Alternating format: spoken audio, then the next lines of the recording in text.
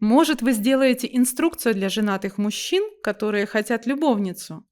Как говорить, о чем договариваться и как расстаться безболезненно?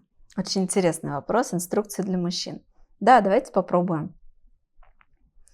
Самое первое, что я рекомендовала бы всем мужчинам, это не скрывать изначально, что вы женаты. Потому что мужчина, который заводит себе любовницу, заводит собачек, кошечек, конечно, но окей, так говорят, будем говорить человеческим понятным языком. Мужчина, который заводит себе любовницу, очень сильно отличается, который сразу говорит о том, что я женат, от того, который заводит себе любовницу, обманывает ее, вешает ей лапшу на уши, что я свободен, давай с тобой встречаться. И она говорит, давай. То есть это два совершенно разных вектора. Я бы советовала мужчинам быть честными изначально и говорить сразу о том, что вы женаты, и брать себе в любовницы только тех женщин, которые согласны быть любовницей женатого мужчины. Почему я рекомендую? Я сейчас ни в коем случае не играю роль такого ангела, и то, что я там за честность, за справедливость. Нет. Просто если вы делаете так, вы очень сильно упрощаете себе жизнь. В принципе, быть в любовном треугольнике мужчине достаточно сложно. Он немножечко тоже разрывается, если что. Ему и тут нужно подстелить, сделать все хорошо, и там наговорить что-то.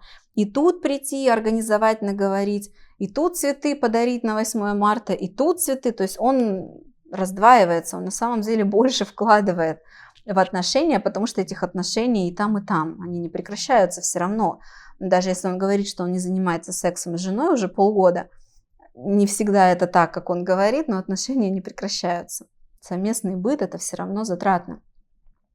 И если мужчина еще берет на себя нагрузку вот этого обмана, что я типа холостой, давай встречаться, и вот это же все поддерживать нужно. Постоянно напрягаться, тратить энергию, помнить, где что сказать, где кольцо успеть снять, где там в телефоне кого как засекретить, жену что-то тоже придется как-то не жена там писать в телефоне, да, все это, то есть вот это вранье, оно очень сильно истощает. Поэтому мои рекомендации, не потому что это по совести правильно, я не про совесть, я про то, как адаптироваться к жизни и получить от жизни максимум с наименьшими затратами. Просто выгодно изначально правильно позиционировать все как есть женщине, любовнице. И второе, вот взять, там, когда уже отношения завязались, вы уже точно в отношениях, уже все понятно, взять, сесть за стол переговоров и открыто проговорить. Если бы я была мужчиной, вдруг пофантазируем, если бы я был султан и имел 3 жен, если бы я была мужчиной вдруг, который женат, да, мужчина женат, и который заводит себе любовницу, я бы вот села за такой стол переговоров и сказала бы, Маша, смотри, я могу тебе давать то, я готов тебя поддерживать в том, я готов вкладывать в отношения то, и все бы расписала, там, не знаю, если он дает ей деньги, сколько денег, когда, на что, сколько вечеров он с ней проводит, какие праздники он с ней проводит, какие не проводит, сколько раз они ходят в кино, сколько раз куда они ездят отдыхать, не знаю, все до мелочей бы расписала. Второй столбик расписала бы, что я ожидаю от нее, и спросила бы подтверждение, Маш, подтверждаешь, согласна мне это давать? Расписала бы вот эти все нюансы, что она не имеет права, ну, допустим, сейчас фантазируем, моя бы Маша не имела права звонить мне тогда-то, писать мне тогда-то, то есть я бы придумала какой-то удобный способ связи, я бы сразу сказала, Маша, если я узнаю, что ты провоцируешь мою жену, там, то есть ты нарушаешь границы, которые я устанавливаю сейчас, то я сразу с тобой расстанусь, не знаю, то есть все, что вам удобно, это очень важно озвучить. И еще в вопросе была интересная часть, как расстаться безболезненно, вот. Как расстаться с кем безболезненно и для кого безболезненно? Давайте дальше фантазировать. Как расстаться с любовницей безболезненно для любовницы? Сложно. Обычно любовницам это болезненно очень. Почему? Потому что они изначально на второй роли. Когда тебя еще бросают, это получается, знаете, такая двойная травма отвержения. А у нас, у очень многих людей есть травма отвержения, и соответственно, когда человека бросают, с ним расстаются, если у него есть травма отвержения, то он как бы повторно ранится. Поэтому любовница, если у нее есть травма отвержения, и когда ее бросают, она еще и вдвойне ранится. Изначально была-то на вторых ролях а тут еще и бросили. Как же бросить безболезненно в такой ситуации? Есть решение. Окей, фантазируем. Я, допустим, мужчина, у меня есть любовница Маша, мне ее нужно бросить безболезненно. Сделать болезненность ситуации минимальной можно при помощи честности, открытости.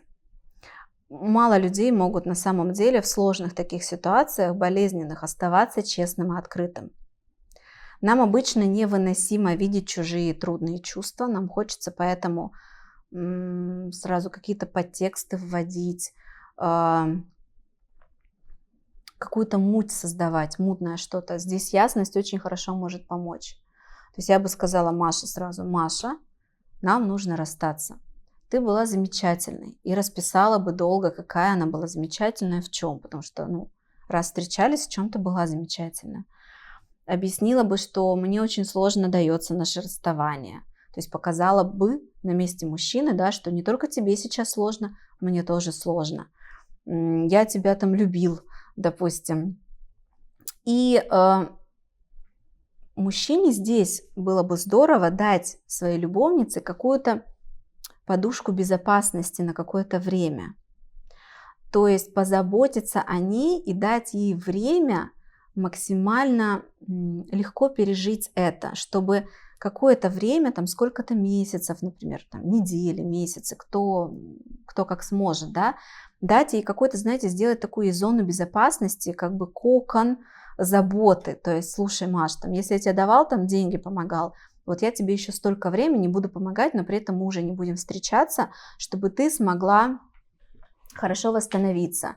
Или там, не знаю, оплатить ей какую-то поездку в какой-нибудь санаторий, в курорт, на какой-то детокс. То есть помочь ей прожить какое-то время все с той же поддержкой, которая была в отношениях. Вот ровно с той же. То есть не уменьшать даже поддержку. Чтобы эта любовница почувствовала, что отношения закончились, но они как бы по действиям как будто продолжаются еще какое-то время, и я могу это время полностью посвятить себе, восстановиться, перегрузиться, перезагрузить себя, отдохнуть, восстановиться, походить, посмотреть на других мужчин по сторонам. Мне в моей жизни как бы ничего не изменилось, но я стала вдруг свободной еще. Если безболезненно для мужчины, то не знаю, про мужчин мне сложнее говорить, потому что я просто не мужчина. И это, наверное, нелогично, зачем мужчина расстается с любовницей, если ему при этом болезненно. Наверное, не это имеется в виду в вопросе. Если безболезненно для жены расстаться с женой, когда у тебя любовница, и ты хочешь к ней уйти, как же бросить жену безболезненно и уйти к любовнице, чтобы жене было безболезненно? То же самое, как и с любовницей Машей. Организовать жене какое-то время, пространство такой безопасности, поддержки, комфорта. Но из опыта жизненного видела ситуации, когда мужчина так делал, но там жена была настолько неуправляемом эмоциональном сильном состоянии, что это не помогало, и все равно ей было болезненно, и она не оценивала то, что мужчина делал. Поэтому это единственное действие, которое я знаю, но жизненный опыт показывает, что оно не всегда помогает достичь цели, задачи, как поставил в вопросе человек, как же сделать расставание безболезненным.